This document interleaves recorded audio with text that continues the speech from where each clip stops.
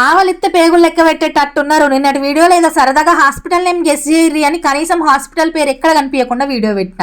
అయినా కూడా హాస్పిటల్ పేరు, ఏ బ్రాంచ్, ఏ డాక్టర్ అని అన్ని చెప్పిర్రు.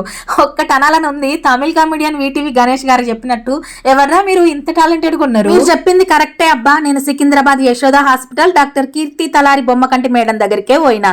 వచ్చినప్పుడు తక్కువ మందే ఉన్నారు. మధ్యాహ్నం వరకు చైర్స్ అన్ని నిండిపోయి ఎక్స్ట్రా చైర్ చేసిన జాలక మస్తు మంది నిల్సొనే ఉన్నారు. అంతమంది వచ్చి 10th క్లాస్ ఏజ్ పిల్లలు, నా ఏజ్ వాళ్ళు, నాకన్నా చిన్నోళ్ళు, పెద్దోళ్ళు ఆర్థరైటిస్ వల్ల బెడ్ రిడన్ అయి నడవరాని పరిస్థితులల్లా మోకాల్ బోన్స్, చేతి వేళ్ల బోన్స్, స్పైన్ బోన్స్ అన్ని బోన్స్ డ్యామేజ్ అయ్యి వంకర పోయి వీల్ చైర్ కే పరిమితమైన వాళ్ళని చూసి నా ఫ్యూచర్ కూడా ఇదేనేమో అని మస్తు భయమైంది. నాకు ఆర్థరైటిస్ ఉంది, బయోలాజికల్ ఇంజెక్షన్స్ వేయించుకోమని నా డాక్టర్ చెప్పిండని రీసెంట్ గా ఒక వీడియో పెట్టిన.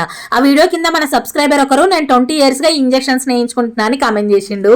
ఇక అప్పటికే ఇంజెక్షన్స్ గురించి ఏం తెలియదు, ఎవరైనా చెప్తే మంచిగా ఉండని ఆలోచించుకుంటున్నా. నాకు ఆయన కామెంట్ పెట్టంగానే వెంటనే రిప్లై ఇచ్చిన. ప్రాణమసంటోలో కూడా నా ఫోన్ నెంబర్ ఇవ్వడానికి వెనక ముందు అయితే అంత సామాన్యంగా ఇయ్య. అసంటిది ఆ సార్ని ఇన్స్టాగ్రామ్ లో మెసేజ్ చేయమని చెప్పి నా ఫోన్ నెంబర్ ఇచ్చి నైట్ 8 to 9:30 వరకు మాట్లాడినా. ఆ సార్ కూడా నాకున్న డౌట్స్ అన్ని క్లియర్ చేసిండు. ఆ సారే ఈ మేడం దగ్గరికి నన్ను రిఫర్ చేసిండు. అట్లా నా ప్రాబ్లం వీడియోలో చెప్పుకోవడం వల్ల నాకు బెస్ట్ డాక్టర్ దొరికింది. ఆయననే కాకుండా ఇంకెంతో మంది మన సబ్స్క్రైబర్స్ నా మంచి కోసం మంచి మంచి డాక్టర్స్ ని సజెస్ట్ చేసిరు. వాళ్ళందరికీ థ్యాంక్ యూ సో మచ్. ఇంటికాడ నుండే మెంటల్ గా నేను ఫిక్స్ అయిపోయినా నాకు ఇంజెక్షన్స్ ఎత్తారని చెప్పి.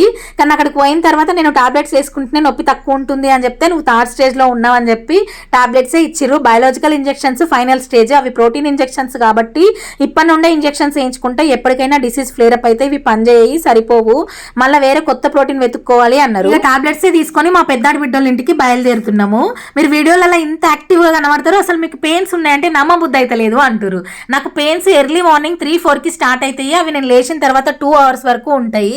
మళ్ళీ సాయంత్రం 5కి స్టార్ట్ అవుతాయి, పడుకునేంత వరకు ఉంటాయి. రెస్ట్ తీసుకుంటే ఇంకా ఎక్కువ పెయిన్స్ ఉంటాయి. అందుకే ఎప్పుడు ఏదో పని ముందట పెట్టుకుంటా, అటు ఇటు నడుపుతా. దీనివల్ల మీకు వీడియోలో యాక్టివ్గా కనిపిస్తా కావచ్చు. మరి మధ్యాహ్నం పెయిన్స్ ఉన్నాయా అంటే ఉంటాయి, కానీ అవి భరించగలిగేటట్టే ఉంటాయి.